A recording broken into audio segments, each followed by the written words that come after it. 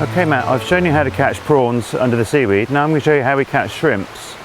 A lot of people think shrimps and prawns are the same, but they are a different animal. They're a lot smaller and they live in the sand. Right. So what we need to do is only up to about a foot deep. I've got a special net which is a D shape, and we're going to just push this through the sand and that disturbs it and the net catches them. Just sort of lifting them up as you're going. It is, yeah, and you have to walk at quite a brisk pace really. You see now that the sand's been disturbed. And any little shrimp living in that. I tend to just look ahead of myself to make sure there's no rocks. Right. I don't really want to bump into that when I'm walking quite fast. I'm more likely to break the net. And it's important the net just sort of flows behind you. It is, so once they're in it they can't get out. If we go too slowly, they'll just swim out.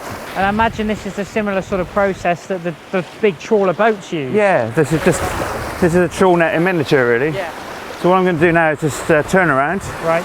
Keeping the net nice and tight. And then we'll go back to where we started.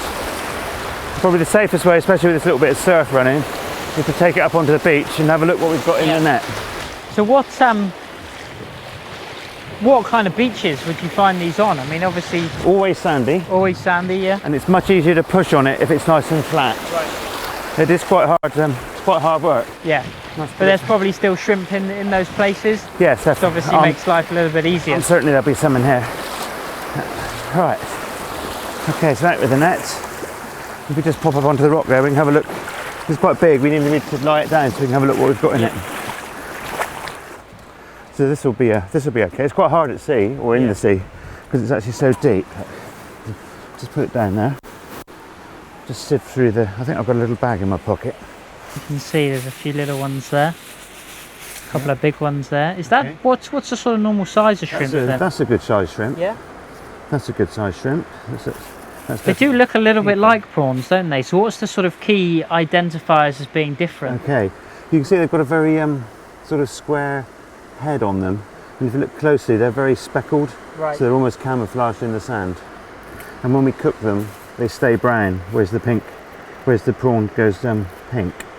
There's actually a prawn there. Oh, right. So you can actually see the difference on the head. It's almost a bit more translucent. Yeah. Translucent. We've got a nice little flatfish there as well. So I'm just going to run through these, pick out the ones that have any sort of decent size. What about the little ones? Are you not sort of looking to keep them? Would you pop them back? Or? I'm just going to pop those back in. Sure. Keep anything we've. There's only 6 in that, but that was only one little trawl. Oh, there's another one, and another one there.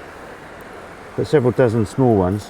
That's what we need to do. Perhaps you'd like to do that. Just pop that back into the water, tip them out, and then we just trawl again and just select the larger size one. Sure.